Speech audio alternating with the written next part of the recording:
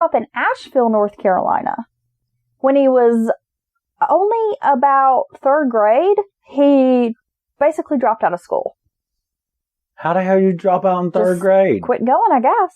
Well, I guess if you don't have parents that are after you to, get on it and do the right... Yeah, okay. By the age of 14, he was a runaway, living on the streets, again, hustling, trying to make a dollar.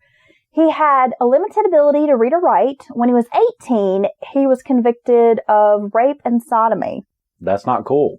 He was sentenced to 10 years in prison, but claimed it was consensual, and the victim only turned him in when her parents had found out that she had had sex with Harris. And not to defend him, but I've known people who, there might have been only like a year age difference, but there's that kind of blurred line. I hate to call it a gray area because it is so touchy and it can be so many different, but there is 17, that. 18, yeah. I mean, right. It happens, and not to say that this guy wasn't a rapist. It could, yeah, who knows? I mean, maybe he was just fucking scumbag. Right. But there is a possibility that maybe he wasn't such a dirtball. You do hear stories where... He might not be one of those shitbirds. I don't know. Here's the thing. You can avoid that by not having sexual relations with someone who's quite younger than you. Well, that makes sense. So there's that part. Yeah. He married and had 2 children who ended up in foster care. Okay, he's a shitbird. Harris and Demodica, like I said, had met in prison maybe 4 or 5 years before the story takes place.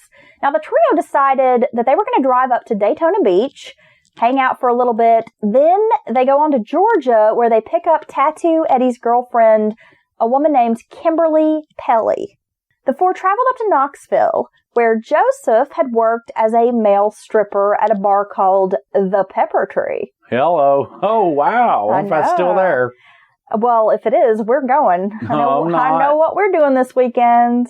They will be begging me to perform, honey. I can't do it. You've got moves. Baby, I left the male stripper life so many years ago. I can't go back. You're not allowed to say stripper anymore, remember? Oh, well, I'm sorry. Male dancer? Yeah. And you know what? Dylan, you're my private dancer. I bring my own pole. Hey, line up, ladies. Get your ones. Like that. Was I good? You move pretty good for a big boy. Yeah, I'm agile. I got 60 seconds of greatness in me. I can get away from danger. And then I got to drink some Kool-Aid and smoke a cigarette. It's true. Recover. Some grape drink? Yeah, some grape drink. Okay, male stripper. Okay, yeah. So... male performer. Okay, so Joseph Demodica believed that he and Tattoo Eddie could secure employment as strippers at this club. So they go into the club. They're trying to negotiate a job for the 2 of them. It's kind of like, well, we might be able to use you. We'll kind of keep your, information on I'm wondering file. if Eddie is going to be able to pull it off, because this guy used to do it. So obviously he's going to look a certain way and be able to, whatever, move and make it jingle. But yeah, I wonder if Tattoo Eddie can pull this off. Joseph Demodica ended up borrowing some money from a friend so that the 4 could get a motel room for the night. Okay, so they're trying to figure things out. Right. Now, I'm just going to say this. I'm sure you've probably never been to an all-male strip club, I'm guessing. How do you know that? No, I haven't. Because you're weird about going to strip clubs where there's ladies. Yeah, I've probably been to more gay bars than I have strip clubs. Yeah. I like going to the strip club. I think it's fun and entertaining. And it is. When I lived in Washington, D.C., there is a strip club. I don't even know if it's still open, but I have to tell you guys the story. It's called Wet. What? Wet. Yeah. And it was next to this gay club called Club Nation.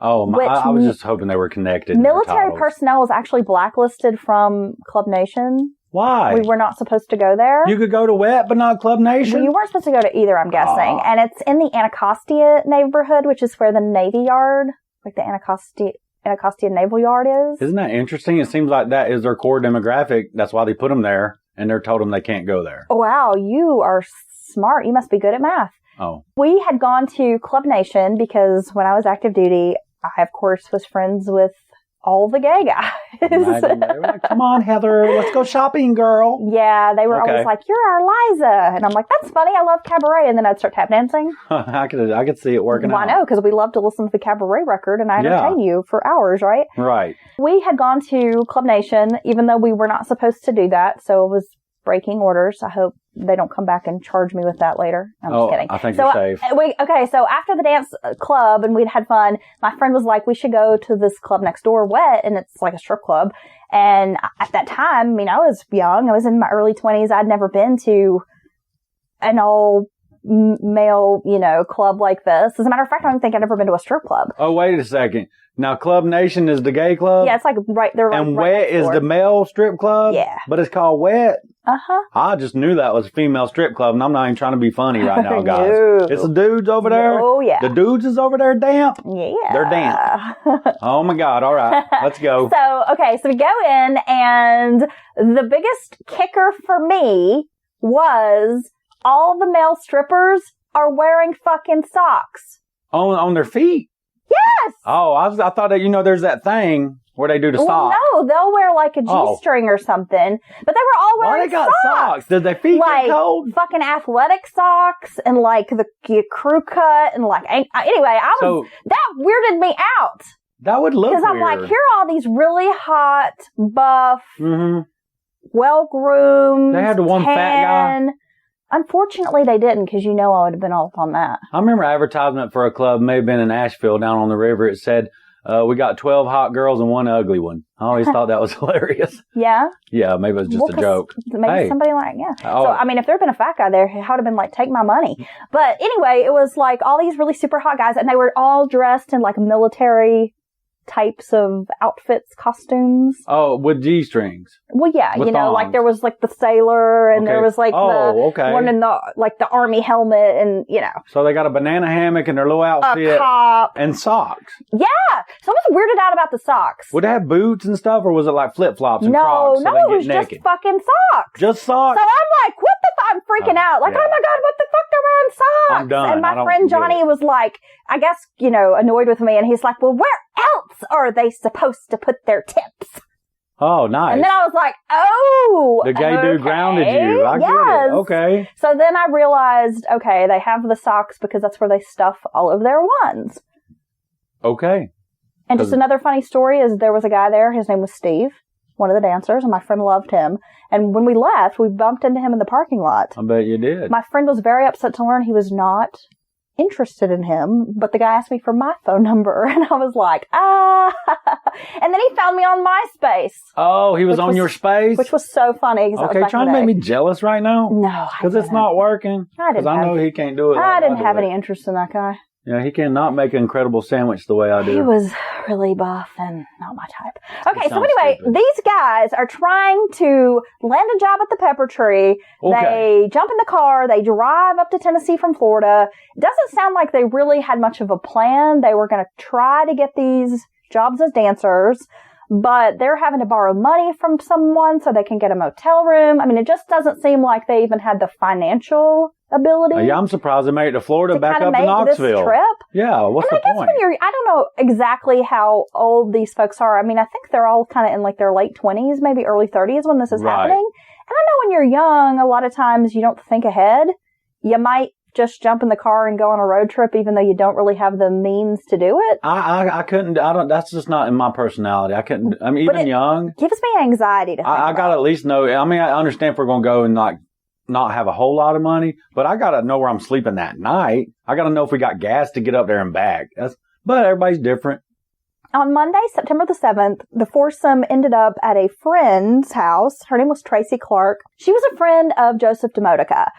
They ended up sleeping in their car in her driveway, and they didn't have much money, so they kind of just spent the week bumming around Knoxville, trying to scrape together some money, however they could, if it was panhandling or whatever else they were doing. Yeah, but they were handling something. Because, they were kind of accustomed to having, these getting by. Sort of different hustles. All right. They kind of were just kicking around until the next weekend when they thought the guys would be able to maybe dance and earn some cash. Because clubs really only open like probably Thursday, Friday, Saturday nights. Okay. But those are the money nights when you might need extra staff. You reckon they're wanting like just some quick cash?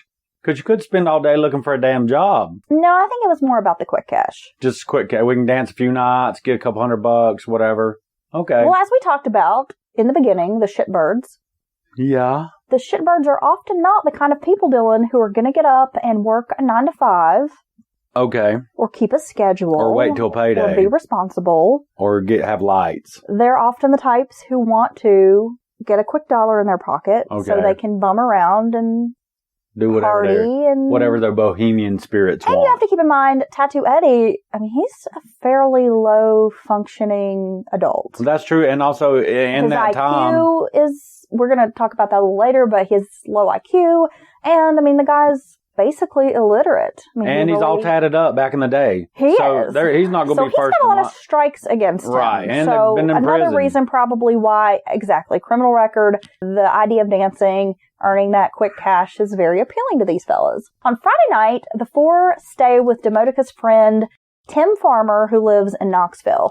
Farmer noted that Harris, while he was staying there, was carrying 2 knives. One was a hunting knife, and another was a lock blade knife that had like a leather sheath on it. All right. And he wore that attached to his belt, so he always had it on him, which this guy kind of thought was odd.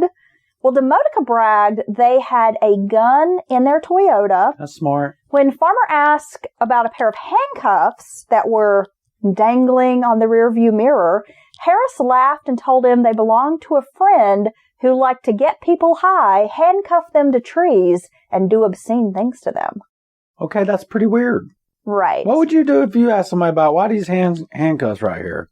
And that's the answer they gave you. Well, first of all, I probably wouldn't ask somebody why they have handcuffs because I have an active imagination. Mm-hmm. My first thought is going to be that they're either really kinky or they're like a serial killer. Okay. Or maybe they're just a law enforcement enthusiast. I believe that was the Candy Man.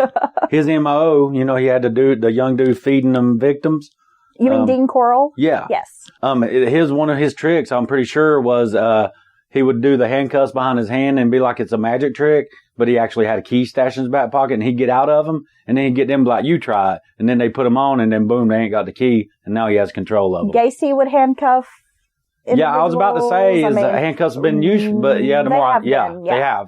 Quickly incapacitate someone. But this guy, Tim Farmer, he just thought that was really...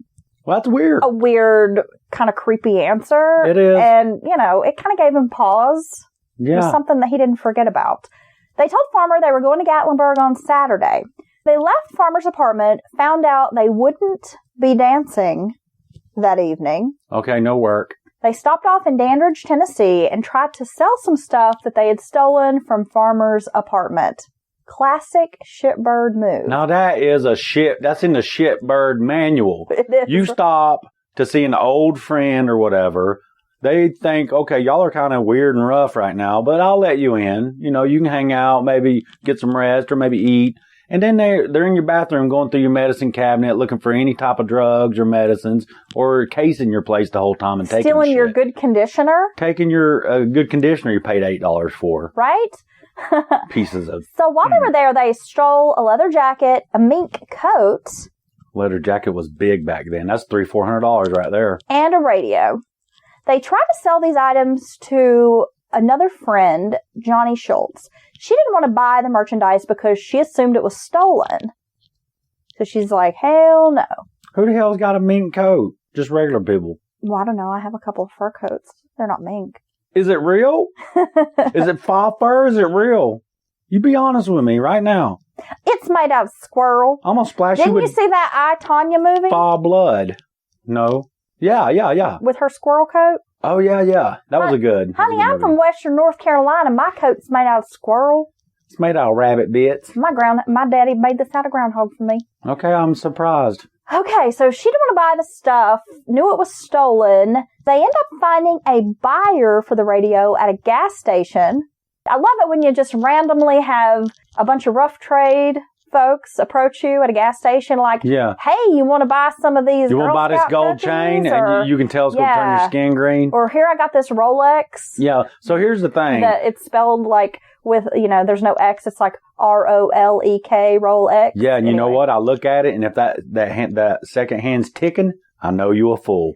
But you might get me with a Swatch watch, though. Like, if somebody came over and they opened up a case of, like, vintage Swatch watches. Ooh, I want one of those. It would take me back to my childhood because I used to collect those little things, and I might have to buy some. But the price is driven real low on the product, the merchandise, in gas station parking